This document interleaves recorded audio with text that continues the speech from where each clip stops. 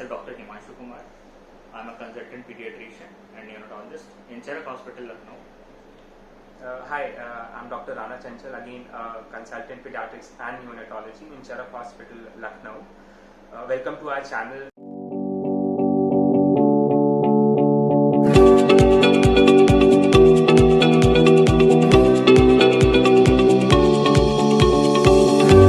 हाँ, तो ये क्योंकि ये पहली वीडियो है हम लोगों की, तो हमने सोचा कि थोड़ा सा इन्फॉर्मेशन, एक बैकग्राउंड नॉलेज, कोरोना का एक्चुअली इम्पैक्ट कितना है बच्चों में या पीडियाट्रिक एज ग्रुप में, हम आज वो डिस्कस करेंगे और कुछ important points how it is different from the adult population उसके बारे में बताएंगे। जैसा कि आप सभी लोग जानते हैं कि कोरोना वायरस पैंडेमिक की वजह से एडल्ट पॉपुलेशन में कितने परसेंटेज ऑफ हमारी पॉपुलेशन अफेक्ट हो रही है और क्या इंसिडेंस है, क्या मोर्टेलिटी है, सभी लोग जानते हैं। बट अभी भी कंफ्यूजन है कि पीडियाट्रिक पॉपुलेशन को कितना अफेक्ट कर रही है, क्या इम्पैक्ट है कोरोना वायरस पैंडेमिक का इस पर।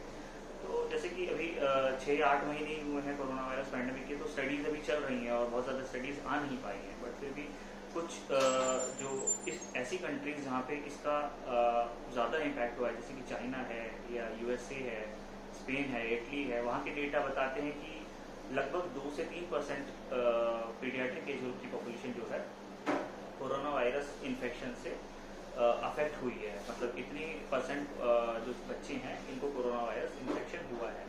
अब इनमें भी कितने बच्चे हैं जिनको माइल्ड इन्फेक्शन होते हैं और कितने बच्चे हैं जिनको हॉस्पिटलाइज होने की ज़रूरत पड़ती है या जिनको ICU केयर की ज़रूरत पड़ती है। तो जो डेटा है वो ये बताते हैं कि more than 50% of the population, 50% of more than 50%, very big number. More than 50% of the children, they only have mild infection or they are asymptomatic, and only about 5% of the population is affected severely or they need hospitalization or ICU care.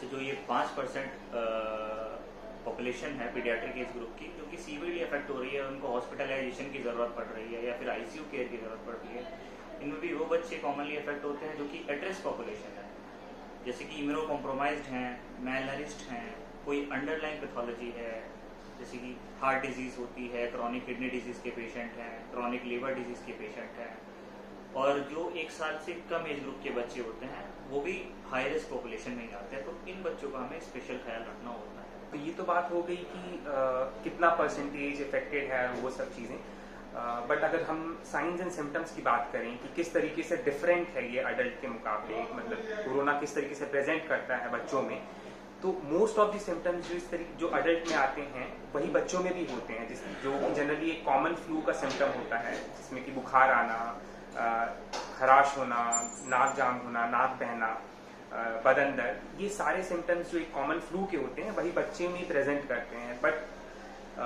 कुछ चीजें ऐसी हैं जो कि adult से different होती हैं, बच्चों में प्रीडोमिनेटली ज्यादा पाई जाती हैं। जैसे कि बच्चों को पतली लैट्रिन यानी लूज स्टूल, जिसको हम लोग कॉमन टर्म में डायरिया कहते हैं, उल्टियां होना, बच्चे का भूख कम लगना, ये कुछ सिम्टम्स ऐसे होते हैं जो कि अडल्ट्स में उतने कॉमन नहीं है, बट पीडियाट्रिक पेशेंट्स में हम लोगों ने ये चीज देखा है कि कोरोना इन्फेक्शन में ये सब चीजें पाई जा रही हैं। तो इन सब सिम्टम्स से एक हम अंदाजा लगा सकते हैं या भांप सकते हैं कि हाँ हमारे बच्चे में कोरोना वायरस इन्फेक्शन, या आप लोगों के लिए ये बहुत इंपॉर्टेंट होता है कि सिर्फ सर्दी जुकाम पे ही जोर ना दे के अगर बच्चे को ये सब लक्षण भी हैं, डायरिया होना, उल्टियां बार बार कर रहा है बच्चा, भूख नहीं लग रही है, तो प्लीज इस चीज को भी माइंड में रखिए कि हो सकता है, और नजदीकी जो भी हॉस्पिटल हो, पीडियाट्रिशियन हो, उनको जरूर चेक करवाएं विद ऑल द प्रिकॉशंस। ये सब बातें तो वही पढ़ाई लिखाई की। अब असली मुद्दा ये है कि आप लोगों को किन बातों का ध्यान रखना है जिससे कि आप अपने बच्चे को कोरोना वायरस इन्फेक्शन से संक्रमित होने से बचा सकें। तो जो सबसे ज़रूरी चीज़ है, और सभी लोग TV पे, न्यूज़ चैनल पे, सोशल मीडिया पे शेयर भी करते हैं, वो है हैंड हाइजीन। हैंड हाइजीन के बारे में बच्चों को आपको सिखाना पड़ेगा कि कभी भी कोई भी चीज़ छूने के बाद हमें बच्चों को अच्छे से हाथ धुलवाना है, 20 सेकंड तक हैंड वॉश कराना है, सोप या अल्कोहल बेस्ड सैनिटाइजर का यूज़ करना है। कभी भी बच्चे खाना खाते हैं तो उसके पहले हाथ धोएं, खाना खाने के बाद हाथ धोएं। कोई भी ऐसी चीज़ छुएं जो कि हमें लगता है कि संक्रमित हो सकती है तो उसके बाद भी बच्चे हाथ धोएं। एग्जैक्टली जैसा हिमांशु ने बताया, और ये मेरे ख्याल से बहुत अच्छी अपॉर्चुनिटी है, क्योंकि ये बेसिक हाइजीनिक प्रोसेस होता है या एक हाइजीनिक एटिकेट होता है जो कि हर बच्चे में होना ही चाहिए, और ये अच्छा अपॉर्चुनिटी है कि हम अपने बच्चों को वो चीज़ सिखा सकते हैं। बस ध्यान में ये रखना होगा कि बच्चे बहुत ही चंचल होते हैं, डॉक्टर चंचल की तरह। हम लोगों को थोड़ा सा उन्हें मोटिवेट करना है, पॉजिटिव रीइंफोर्समेंट देनी है, प्राइजेस देने हैं कोई भी अच्छा काम करने के लिए, जिससे कि ये हैबिट्स उन्हें एक फाउंडेशन ना लगे, उनके रूटीन में आ जाए। तो और ये केवल अभी के लिए नहीं, आगे के लिए भी। Exactly. अभी हैंड हाइजीन सीख लेंगे और हाइजीन प्रैक्टिसेस को लर्न कर लेंगे तो ये दीज आर हाइजीनिक एटिकेट्स जो कि हम सबको आने ही चाहिए, और कहीं ना कहीं वो मिस हो गए थे, जो कि आते नहीं थे, लेकिन लोग अब धीरे धीरे सीखने लगे हैं।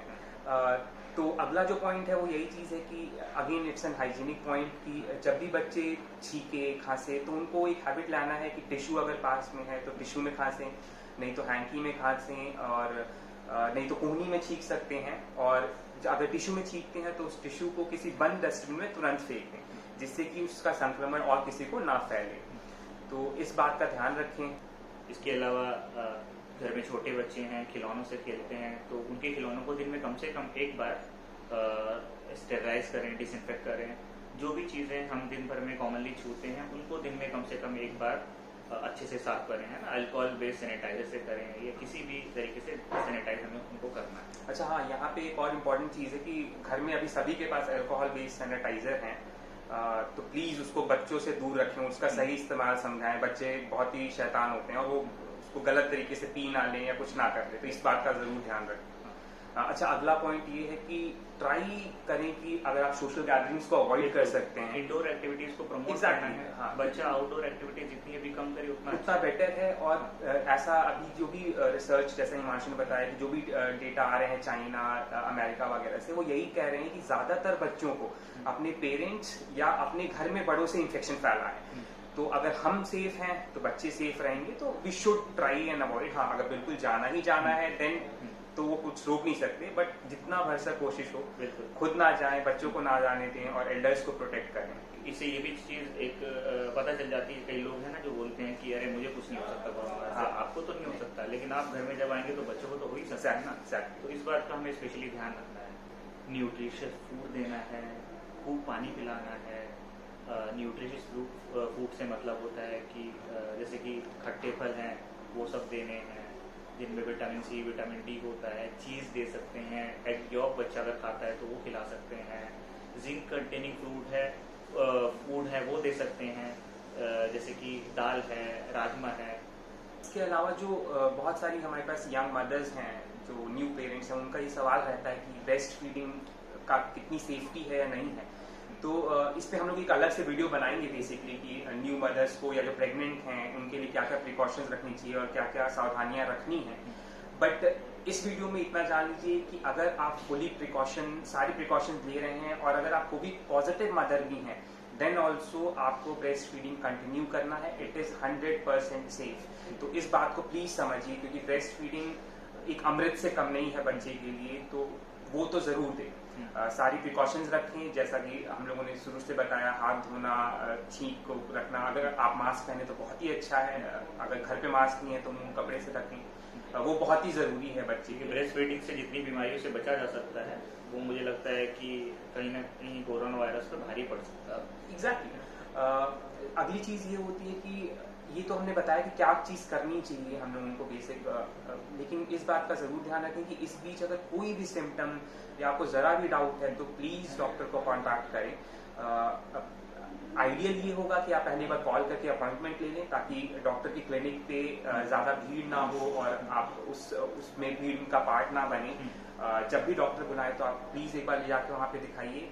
रूटीन इम्यूनाइजेशन की गाइडलाइन अभी चेंज हो रही है, जैसे भी आएंगी, but routine immunization specially the primary immunization बहुत जरूरी है, क्योंकि बहुत सारी बीमारी इस तरह की है जो कि वैक्सीन प्रिवेंटेबल डिजीजेस जो हैं उनसे हमें बचाती है। Exactly. और हो सकता है कि कोरोना हो ना हो, लेकिन वो बीमारी बच्चे को हो जाए। बिल्कुल, प्राइमरी सीरीज तो कंप्लीट हमें करना और यही मेन मकसद है कि देखिए हम लोग के वीडियो में ये चीज समझाना कि कोरोना है, कोरोना से जाने भी जा रही है, कोरोना से बहुत सारी प्रॉब्लम्स हो रही है, बट जो नॉर्मल बीमारियां हैं, बहुत सारे ऐसे हमारे फॉलो अप पेशेंट्स हैं जिनको हार्ट डिजीज है, जिनको क्रॉनिक किडनी की डिजीज है, गुर्दे में प्रॉब्लम है और उन्हें डायलिसिस की बार बार जरूरत पड़ती है या कोई लंबे समय तक दवाइयां चल रही हैं, तो प्लीज उनका भी ध्यान रखना जरूरी है, क्योंकि अगर हम उनका ट्रीटमेंट छोड़ते हैं तो वापस उनकी स्थिति गंभीर हो सकती है। तो जितना इम्पोर्टेंट कोरोना है उतना ही इम्पोर्टेंट बाकी बीमारियां भी हैं और उनको नजरअंदाज नहीं किया जा सकता किसी भी लेवल पे, क्योंकि हमें पता है एग्जैक्टली कि कोरोना है हमारे पास, तो सारे प्रिकॉशंस रखने हैं। प्लीज डॉक्टर को या हॉस्पिटल को कॉल करके अपॉइंटमेंट लेके जाइए, फुल प्रिकॉशंस रखिए, पीपी तो नहीं बट मास्क N95 अगर पॉसिबल है तो वो पहन के जाइए हॉस्पिटल में। ये सारी तो जनरल बच्चों के लिए बातें हो गई। एक बहुत मेंटल हेल्थ की इम्पोर्टेंस है बच्चों में और वो हम शायद नज़रअंदाज करते हैं, हम बड़ों में करते हैं तो बच्चों का तो सोचते ही नहीं है, but it is very important. And हम लोग इश्यूज देख रहे हैं रिसेंट कुछ टाइम्स में, न्यूज़ में भी आता है, mental issue is a very big issue in India और स्पेशली एडोलेसेंट पॉपुलेशन, क्योंकि वो एक चेंजिंग एज ग्रुप होता है जहाँ पे बच्चे एडोलेसेंट जब होते हैं, टीनेजर्स जो होते हैं, उनका ब्रेन बहुत ही डायनामिक होता है। तो try not to isolate them, उनको अपने दोस्तों से बात करने दीजिए, फोन पे फेस टाइम अगर है, व्हाट्सएप है, जो भी है, क्योंकि वो समझदार हैं, बच्चे समझदार हैं, वो सही से यूज करेंगे उस चीज को। उनको दोस्तों से इंटरेक्ट करना बहुत ही जरूरी है, क्योंकि कुछ बातें इस एज ग्रुप में ऐसी होती हैं जो शायद पेरेंट्स से ना शेयर कर पाए। डेफिनेटली उन्हें करना चाहिए, बट दोस्तों का इतना ही इम्पोर्टेंस है। साइकोलॉजिकल डिसऑर्डर्स जो होते हैं इनके लिए काफी डिप्रेशन है, एंजाइटी है, इस चीज का हमें बहुत ही ध्यान रखना है कि मेंटल हेल्थ भी उतना ही इम्पोर्टेंट है जितना फिजिकल हेल्थ है। तो प्लीज इस बात का ध्यान रखिए। तो ये तो एडोलेसेंस की बात होगी। मोस्ट लाइकली हमने हिमांशु चीजें कवर कर ली हैं, बट स्टिल अगर आप लोगों को लगता है कि कोई चीज या कोई क्वेश्चंस हैं, प्लीज कमेंट करें वीडियो के नीचे। हम लोग डेफिनेटली अगली वीडियो में उसे आंसर करने की कोशिश करेंगे। इसके अलावा जो आपके सवाल जवाब हैं, आप कुछ और जानना चाहते हैं तो कमेंट सेक्शन में लिख के हम लोगों से पूछ सकते हैं। हम अपनी अगली वीडियोस जो हैं हम आपके उन सवालों पे बना सकते हैं। एग्जैक्टली अभी हम लोगों ने प्लान किया है आने वाली कुछ वीडियो जो इम्यूनाइजेशन की एक सीरीज हम लोग शुरू करेंगे, ब्रेस्ट फीडिंग की बात करेंगे। तो ग्रोथ एंड डेवलपमेंट काफी इंपॉर्टेंट होता है इसमें। तो जो भी टॉपिक्स आप लोग को लगता है कि आप लोग उसके बारे में जानना चाहते हैं, please do let us know and will try and bring the videos as soon as possible. Definitely we both are working in a intensive care unit, तो टाइम का थोड़ा सा प्रॉब्लम रहता है हमें, but will still try and make videos as soon as possible. तो बस as a YouTube हम लोग बस यही कहेंगे, please subscribe to our channel. This is our first video. Like कर लीजिए, दूसरों से शेयर करिए, and do comment. We'll definitely love your feedback, whether it's a positive feedback or negative feedback. It will help us improve. So take care. Okay. Namaste. Namaskar.